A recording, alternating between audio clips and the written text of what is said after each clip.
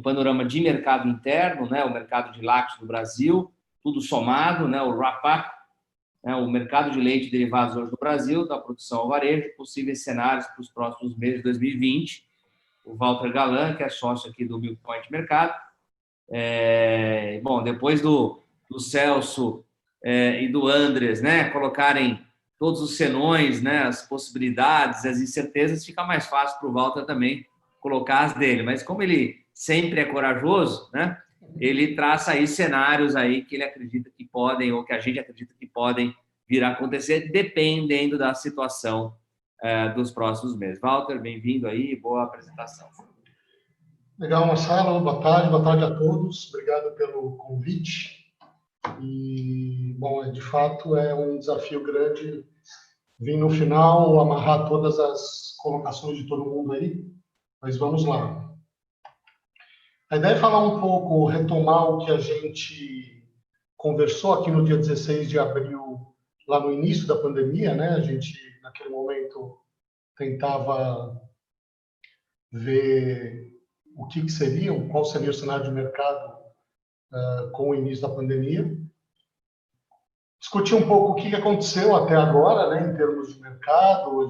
Muita coisa aconteceu do jeito que a gente imaginava, mas teve algumas coisas que foram bastante diferentes e surpreendentemente positivas. É um setor que foi, até o momento, pelo menos, bastante bem impactado. E os cenários aí para daqui para frente. Então, lá em meados de abril, quando a gente olhava o mercado e as perspectivas futuras para o mercado, falava-se já de uma forte redução na atividade econômica, uma queda do PIB, a partir do segundo trimestre, né? Isso, de fato, a gente vai ver está ocorrendo. Como consequência disso, como a queda do PIB, a gente acreditava numa forte queda no volume de demanda dos lácteos, começando pelos queijos nos canais de food service. Naquele momento, já em abril, a indústria de queijo sofria bastante, reduzia o volume de produção, aumentava vendas nos canais de leite spot, porque as vendas estavam, de fato, bem comprometidas. E a gente tinha, isso talvez a nossa maior certeza lá atrás, uma oferta restrita, uma produção desacelerando, né? Preços caindo o ano passado, começando baixos esse ano durante todo o semestre, soja e milho muito caros, importações pouco competitivas, a gente vai falar isso mais para frente, e uma perspectiva de um equilíbrio de oferta e demanda e preços mais baixos. Então, queda de PIB, queda de demanda e preços mais baixos em função disso. Então, vamos ver o que aconteceu aí de lá para cá. Então, a gente estava aqui no dia 16, quando a gente projetava o mercado naquele momento. Naquele momento, falava-se no segundo trimestre de uma queda de PIB de 8%, no terceiro trimestre de 2% e no quarto trimestre de 1%, mais ou menos. Hoje fala-se de 13% de queda no segundo trimestre, 7% e 4%. Então, de fato, o que se projetava como impacto da pandemia na economia brasileira, no PIB, hoje a projeção, hoje o cenário, a leitura, isso aqui é um dado do IPEA, é pior do que se projetava naquele momento. Então, de fato, a economia deve sofrer bastante e mais do que se projetava naquele momento. Em termos de disponibilidade per capita, né, aqui uma pontinha aí que quem é assinante do Milk Point Mercado está cansado de ver. Né? A gente pega produção, mais importações, menos exportações, compara um ano contra o outro.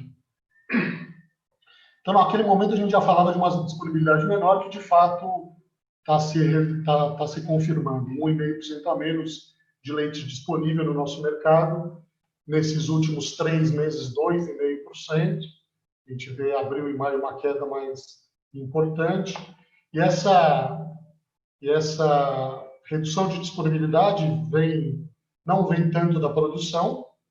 A gente estima uma produção aqui de janeiro a junho crescendo ainda 1%. um crescimento maior no primeiro TRI, um crescimento menor no segundo TRI. A queda vem, de fato, das importações que foram efetivamente bem menores do que no ano passado.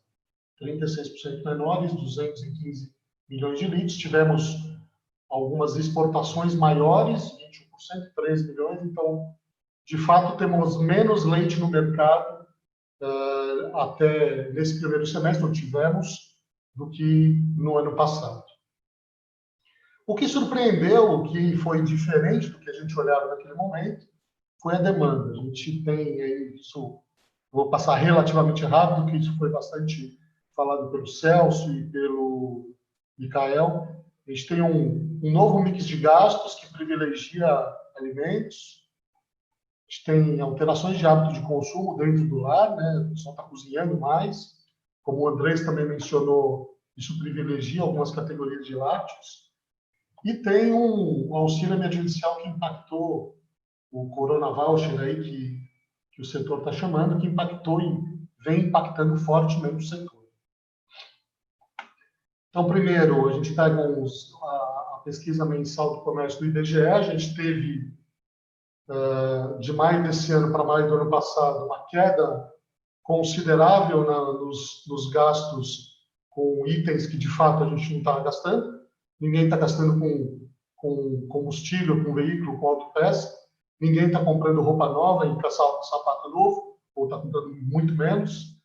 Ninguém está abastecendo o carro, porque ninguém está andando de carro, ou pouca gente está andando. Mas as pessoas estão consumindo mais alimentos e os gastos em supermercados cresceram.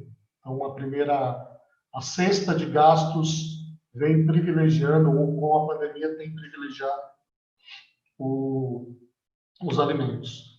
E dentro dos alimentos, dentro da inflação, isso aqui é um percentual de participação dessas categorias do IPCA, né, na inflação. Os alimentos dentro do domicílio têm ganho importância e os leites derivados também. Então, gasta-se mais com alimentos, gasta-se mais com alimentos dentro do lar e com leite em derivados, que é excelente para a cadeia como um todo.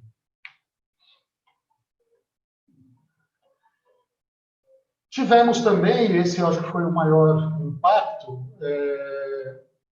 o Corona Voucher, a ajuda emergencial de R$600. A gente pega dados aqui desse Instituto Fiscal Independente até 28 de julho, valor empenhado em pagamentos dessa ajuda emergencial, quase 200 bilhões de reais, valor efetivamente pago 167, e aqui a gente faz uma estimativa, professor Celso, que me perdoe, eu estimo aqui o PIB trimestral, aí, a gente já tem o efetivo do primeiro TRI e os outros trimestres, e o efeito aqui dessa ajuda emergencial. Essa ajuda foi cavalar, eu posso dizer, né? Representou, no segundo trimestre, abril, maio e junho, o equivalente a 8% do PIB estimado para o segundo trimestre. E deve representar ainda para o terceiro, julho, agosto e setembro, em função do que não foi pago e do que ainda vai ser pago, né? A ajuda emergencial vai até agosto, 5%. Então, é bastante significativo a ajuda. E, além disso, acho que o Celso também comentou, além da ajuda significativa em termos de PIB, a gente tem categorias de consumidores que não é que consumiam menos e passaram a consumir mais. Simplesmente não consumiam e passaram a consumir algumas categorias, né? Conversando com o Bruno Girão, lá do Betânia, renda da população média do Nordeste é R$400. Se o marido e a esposa pegam o Corona Voucher, né, recebem, isso aumenta muito significativa a renda e esse pessoal começa a consumir coisas que eles não consumiam. Por isso a gente vê lá no dado do Micael, 9% do crescimento nos volumes de leite em pó. Isso é basicamente ou muito de Nordeste, que 60% do que se vende de leite em pó é Nordeste. Então aqui a gente tem um impacto gigantesco para o setor e para a economia. Isso impacta a demanda. Aqui alguns números da própria Nielsen, os relatórios que rodaram aí no mercado de faturamento das diferentes categorias, faturamento, volume versus preço médio. Então, o HT faturou de janeiro a junho esse ano 20% a mais do que no ano passado, queijos 32%, algumas categorias aí, como o Michael mencionou aqui, usados na culinária, manteiga, requeijão, né, condensado para indulgência. Volumes de UHT subindo também, de janeiro a junho, 10%. E a cesta de lácteos, esse é o mesmo dado que o Michael mostrou, crescendo em volume 5,3% até junho. Então, a gente lembra lá daquele dado de disponibilidade que eu mostrei lá atrás, 1,5% abaixo, num mercado cujas vendas crescem em volume 5,3%. Então, de fato, isso vai gerar o que vem gerando no mercado, uma subida bem forte dos preços. Então, isso é o que foi até agora. O que pode acontecer agora no segundo semestre? Né? Primeiro, olhando a oferta, né? Isso que eu acabei de dizer. Isso aqui são preços líquidos ao produtor, média Brasil CPEA. A gente teve um primeiro semestre de preços bem abaixo dos preços do ano passado. Né? E teve, com esse quadro aí de aumento forte na demanda, com uma disponibilidade menor, uma subida de preços que acaba sempre chegando com atraso ao produtor. Essa subida de preços chegou agora em julho, pelo leite de junho, uma subida forte de 25 centavos. Julho, pago em agosto, deve subir aí pelo menos 10 centavos, ou talvez mais, 12 centavos, 15. E agosto, pago em setembro, já tem muita indústria sinalizando que deve subir de novo. Então, isso aqui deve bater em 1,90, 1,95 no agosto, pago em setembro, aqui nesse dado de setembro.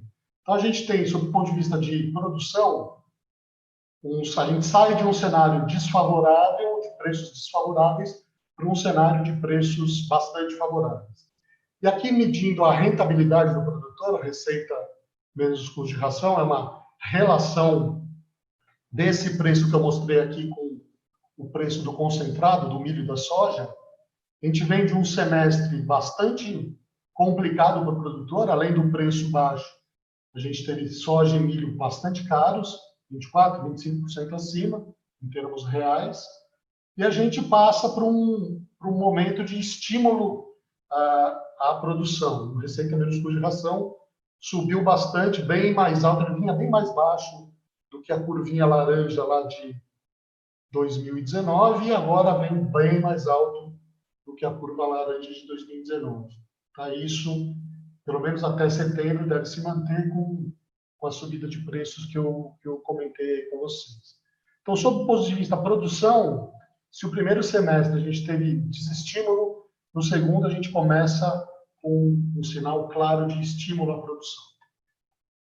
Então, esse é uma estimativa, um primeiro gráfico que mostra como deve evoluir a produção. Vocês veem, o primeiro trimestre cresceu, mas aqui em fevereiro tem um dia a mais, então a curvinha vermelha tem que ser mais próxima por dia do que ela está aqui. A gente acredita maio, junho e julho com um crescimento baixo, e com esse cenário de preços, receita menos custo de geração, rentabilidade, a produção deve crescer mais no segundo semestre. Importações também, né? Importações foram 36% menores no primeiro momento, no primeiro semestre, com esses níveis de preços elevados e ainda aqui com uma taxa de câmbio que oscile e seja talvez pouco convidativa a importar, a gente acredita que importações cresçam, até mesmo em função desses preços mais elevados que a gente está vendo hoje. Tá? E a nossa estimativa é uma importação no segundo semestre desse ano uns 30% mais alta do que no primeiro semestre e muito semelhante ao que foi o segundo semestre do ano passado. Então, veja, a gente tem produção estimulada via preço, via rentabilidade no segundo semestre e importações que tendem a ser maiores no segundo semestre. Então, você vai ter uma disponibilidade maior. E a gente só coloca o cenário de mercado internacional, que também ajuda na definição de importações, muito alinhado com o que o Andrés mostrou, ou seja, um mercado bastante incerto, uma tendência de manter os preços atuais, mas o GDT ontem mostrou que essa tendência não é tão clara assim, né, caindo 5%, tendo uma recuperação de demanda, uma ajuda que não é só aqui, em outros mercados, e a oferta reagindo menos, mas o nível de incerteza é bastante alto. Ainda assim, a gente acredita em importações maiores no segundo semestre. E, como produção maior, importações maiores, a gente tende a ter uma disponibilidade per capita, aquele gráfico que eu mostrei aqui com os 1,5% a menos no primeiro semestre, a gente tende a ter 2,5%, 3% a mais no segundo semestre, em função desses estímulos à produção e dessa importação que tende a crescer. Só que a gente volta lá para a nossa vaca fria, né? O nosso cenário econômico, né? Não sabemos claramente até quando, quer dizer, temos clareza de que pelo menos até setembro, com esse faseamento aí dos pagamentos, essa ajuda emergencial vai. A partir daí, podemos ou não estar mais ou menos expostos a esse gráfico, a essa perspectiva de economia, em função da retirada dessa ajuda emergencial. Lembrando que ela, aí nesses trimestres, segundo e terceiro, representou foi equivalente a uma fatia importante aí do nosso PIB. Então, a gente tem dois cenários aí para projetar preços e rentabilidade e um pouco de mercado, né? O cenário vermelho, o auxílio emergencial indo até setembro, e um cenário aí um pouco menos drástico de um auxílio emergencial continuando, ainda que parcialmente, a partir de outubro e até o final do ano. A gente tem ouvido falar desse novo programa Renda Brasil, de auxílio, transformando esse Corona Voucher, esse Renda Brasil, pelo menos até dezembro. Uma coisa relevante da gente olhar, ter uma vacina para o Covid representaria a possibilidade de uma reação na economia a partir de então. Conversando com o pessoal do setor, aparentemente o cenário de uma vacina viável a partir do início de 2021. Então, para o final desse ano, isso não nos impactaria. Como que a gente vê preços ao produtor nesse cenário? A gente vê aqui, essa é a curva que eu mostrei para vocês até a projeção de agosto. Setembro deve crescer um pouquinho. E aí que aqui temos os dois cenários, né? Se a gente tem a retirada pura e simples desses auxílios emergenciais aí em setembro, aí a gente tende a ter uma demanda mais exposta a uma economia que está em frangalhos ou está muito ruim. Então, os preços ao produtor, né, médio Brasil, CPE, os preços tendem a ter uma queda bastante significativa a partir daí até o final do ano, começo do ano que vem. Se mantém algum tipo de auxílio parcial para que ajude a sustentar a demanda, a gente tende a ter uma queda menor, um soft landing, né, uma aterrissagem um pouco mais suave nos preços. Lembrando que aqui no final do ano a gente tem safra de Minas, Goiás, São Paulo, então a gente tende a ter uma oferta maior aqui de qualquer forma. Tá? Então, sem auxílio, a coisa complica. Com algum tipo de auxílio, a gente tende a ter um cenário um pouco mais soft em termos de preços. E em termos de rentabilidade ao produtor, também, né? Trazendo aquele receita menos custo de ração. No cenário vermelho, ele cai bastante. No cenário verde, ele cai um pouquinho menos, né? Isso tem a ver não só com esse ano, mas a gente já começa a olhar 2021 com a perspectiva de início de produção para 2021. Né? Então, para o final de 2020, a demanda é uma variável-chave, a produção vem estimulada, vai crescer, importações com esses níveis de preço tendem a crescer também.